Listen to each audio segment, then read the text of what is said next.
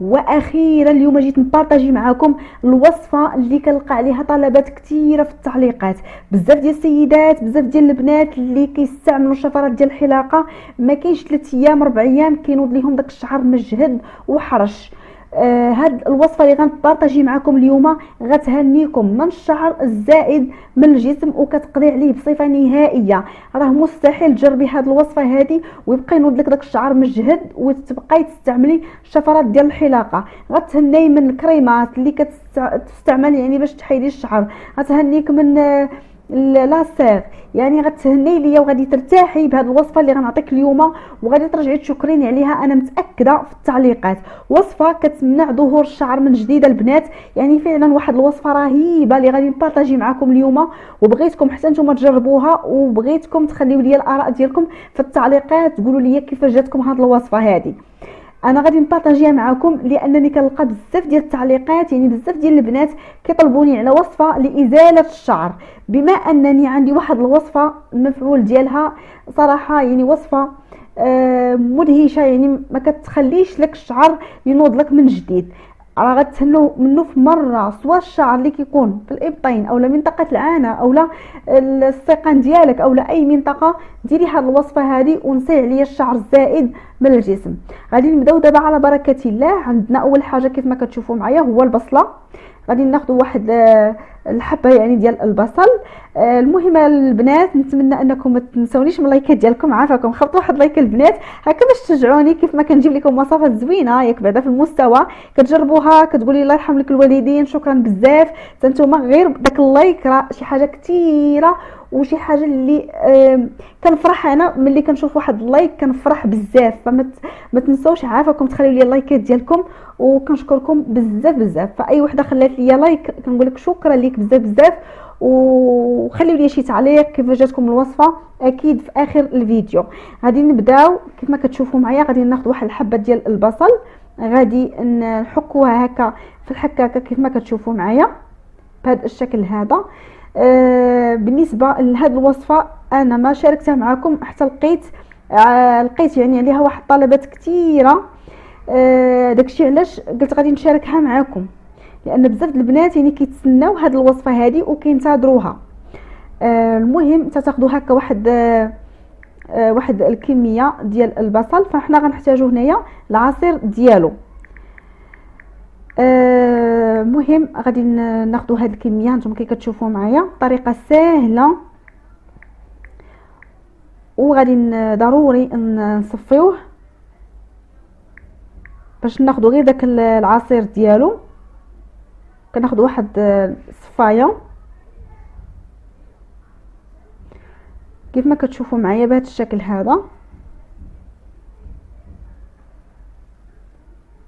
بالنسبه لهاد الوصفه يعني البنات اللي كيستعملوا الغازوار يعني شفرات الحلاقه ما تبقوش تستعملوهم لانهم تيخليو الشعر كيطلع مجهد، يعني في عوض ما كتنوض لك زغبه وحده كيوليو تينوضوا جوج. البنات اللي يلا بداو كيستعملوا الشفرات ديال الحلاقه غينتبهوا لهذا الشيء. كيكون الشعر خفيف بمجرد ما كتستعملي الشفرات ديال الحلاقه الشعر تيولي كينوض لك مجهد، يعني في عوض كانت زغبه وحده كيوليو جوج كيطلعوا اولا ثلاثه.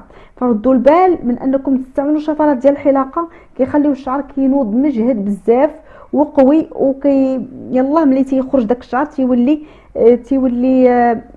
كيولي بحال تيدق البنات، يعني كيولي مجهد، كيولي حرش. يعني تجنبوا انكم تستعملوا الشفرات ديال الحلاقه خايبه، يعني كتخرج لك على اي منطقه استعملتيها ليها راه كتخرج لك عليها. بعد ما صفينا العصير ديال البصل غادي ناخذ هنايا نشا الذره اولا دقيق الذره.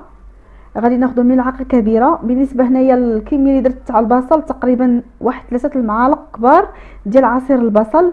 كنديروا معاهم ملعقه كبيره ديال النشا. بالنسبه للنشا مفتح ممتاز للجسم، يعني كيقضي على ديك الزروقيه.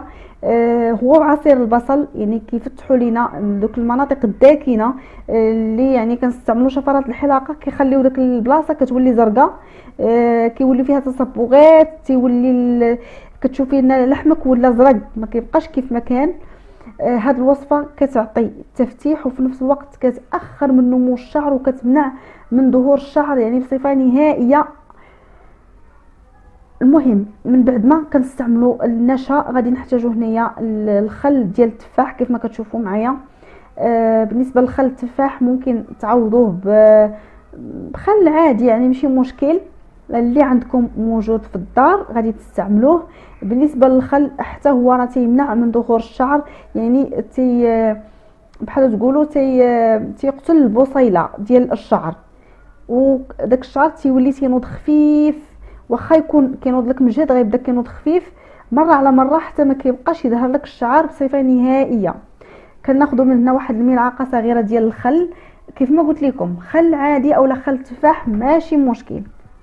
وغادي نحتاجو هنايا الحليب بودره كيف ما كتشوفوا معايا، ممكن تستعملي اي نوعيه. بالنسبه للحليب بودره مفتح ممتاز، مرطب ايضا ممتاز، مزيان بزاف في هاد الوصفه هذه. صافي غادي نخلطوا هاد المكونات هادو مزيان كيف ما كتشوفوا معايا حتى يندمج ليا داك الحليب مع باقي المكونات. وغنستمر هكا في التحريك، يعني في خلط هاد المكونات هادو مزيان.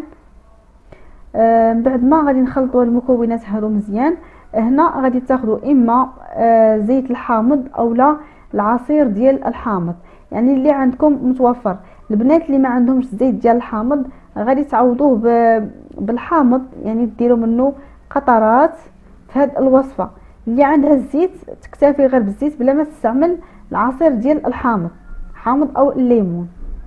صافي من بعد ما اندمج ليا هاد الشيء كامل، هاد الخليط ناخذ كيف ما قلت لكم الزيت ديال الحامض. البلايص اللي عندنا مدبوغين كحلين فيهم تصبغات اللون ديالهم غير موحد، هاد الزيت ديال الحامض راه شي حاجه اللي طوب البنات، ما تيخليش ديك الزروقيه، ما كيخليش الاسمرار، ما كيخليش تصبغات، يعني كيعطي واحد النتيجه هائله في التفتيح. الا بغيتي البيطان ديالك، يعني الابطين ديالك اولا منطقه العانه اولا سيقانك اولا اي بلاصه في جسمك ما يبقاش لك فيها الشعر، وفي نفس الوقت ما يبقاش يعني اللحم ديالك زرق، استعملي هذه الوصفه هذه وتفكريني. بالنسبه للقطرات، بالنسبه يعني الليمون تديروا قطرات منه اولا الحامض، وغادي نخلطوا مزيان كيف ما كتشوفوا معايا في الفيديو. طريقه سهله البنات، راه ما تكونوش معكازات، ما تصلوش في راسكم، طريقه سهله، غير نوضي وجدي هاد المكونات هادو وراه الطريقه سهله ولكن النتيجه زوينه بزاف. صافي غنخلطوا المكونات كيف ما كتشوفوا معايا كيوليو بحال الحليب. هانتوما الخليط كيفاش داير. صافي بالنسبه لهاد الوصفه هذه كيف ما كتشوفوا معايا كتجي بحال هكا. مهم هي خلطوا مزيان، اهم حاجه هو انكم تخلطوا مزيان. هنا غادي نعطيكم بزاف ديال الطرق. البنات اللي كيستعملوها شفرات ديال الحلاقه، يعني اي نوعيه، البنات اللي كيستعملوا شفرات الحلاقه من بعد ما غديري هاد الشفرات ديال الحلاقه يعني لاي منطقه في جسمك مباشره غادي تاخدي القطن وغادي تغطسيه في هذاك الوصفه اللي حضرتي وغتمسحي بها. مثلا الا درتي الابطين ديالك غديري واحد القطنه وتغمسيها في داك الخليط وتمسحي بها الابطين ديالك مزيان، يعني تمسحي ديك البلاصه مزيان وكتخليها واحد 10 دقائق وكتعاودي تمسحيها عاوتاني. ديري ديك القطنه في هذا الخليط وتعاودي تمسحي عاوتاني من جديد. هاد الطريقه هذه الا درتيها راه كوني متاكده انك غادي تفتحي من اللون ديال اي منطقه عندك فيها زروقيه ولا كحوليه ولا اسمرار، وفي نفس الوقت غادي هاد الوصفه ما غاديش تخلي الشعر ينوض لك بكثره، ما غتخليش الشعر ينمو بكثره، يعني كتاخر من نمو الشعر وكتخلي ان البصيله ما كتبقاش كتخدم مزيان، يعني ما كتبقاش ديك الشعر ما كيبقاش ينوض مجهد، ما كيبقاش ينوض بديك السرعه اللي كان كينوض بها. يعني الشعر تيولي تينوض ببطء، حتى يعني كداومي عليها اكيد ماشي اول مره، كداومي عليها المره الثانيه الثالثه الرابعه هكا كيبان لك تينقص الشعر حتى ما كيبقاش كينمو بصفه نهائيه. هاد الوصفه اللي غنبارطاجي معكم اليوم مجربه كتعطي نتائج هائله هائله هائله البنات، من اروع الوصفات اللي غنبارطاجيو معكم لازاله الشعر من الجسم. فبزاف منكم صراحه كيتشكاو على الشعر الزائد في الجسم، ولكن هاد الوصفه اللي جبت لكم اليوم راه بلا ما نعاودوا الكلام، شي حاجه اللي غادي ديروها وغترجعوا كاملين انكم غتشكروني عليها في التعليقات. شي حاجه اللي زوينه بزاف ووصفه سهله، مكونات ديالها ساهلين ولكن راه تيخليو الشعر ينوض لك من جديد. المهم هذه هي الوصفه ديالنا ديال اليوم. بالنسبه للوصفه كتكريها كل ما غادي تستعملي الغازوا كتستعمليها. بالنسبه للبنات اللي كيستعملوا لاصيغ الجسم ديالهم، يعني كيديروا لاصيغ، راه ممكن ديري هذه الوصفه هذه ويكون احسن. غادي توصل لك للبصيله، يعني ديال الجدر ديال البصيله، يعني غتوصل لك حتى البصيله ديال الشعر، وغادي بحال نقولوا حنا كتقتل البصيله، ما كتخليش داك الشعر كينمو بديك الكثافه وبديك السرعه، يعني كتعكزو حتى ما كيبقاش ينبت، يعني كداومي عليها. هاد الوصفه كيف ما قلت لكم غديروها ورا كل استعمال. ملي كديري مثلا لاصيغ او شفرات الحلاقه وكتستعملي هاد الوصفه هذه، ضروري غدهني بها هذيك البلاصه، خلي واحد 10 دقائق وعاودي دهني عاوتاني فوق هذيك يعني ما غاديش تغسلي، غدهني عاوتاني المره الثانيه، وغديريها لغداليه، يعني غديريها 3 ايام. بحال اليوم لا يعني حيدتي الشعر، تديري هاد العمليه هذه ديال المسح يعني بواحد القطينه، ولا كديريها لغداليه وكديريها عاوتاني بعدو، يعني كديريها 3 ايام صافي وكتحبسي. وملي كينوض لك الشعر كتعاودي عاوتاني نفس الطريقه. ملي استعملتوا لاصيغ النتيجه غتكون احسن، لان الوصفه كتعطي نتيجه احسن ما الا كان الشعر محيد غير من الفوق. فهمتوني البنات؟ المهم هذه هي الوصفه. اللي عنده شي سؤال تخلي لي في التعليقات ان شاء الله نجاوبكم. وكنقول لكم تهلاو لي في راسكم وفي امان الله.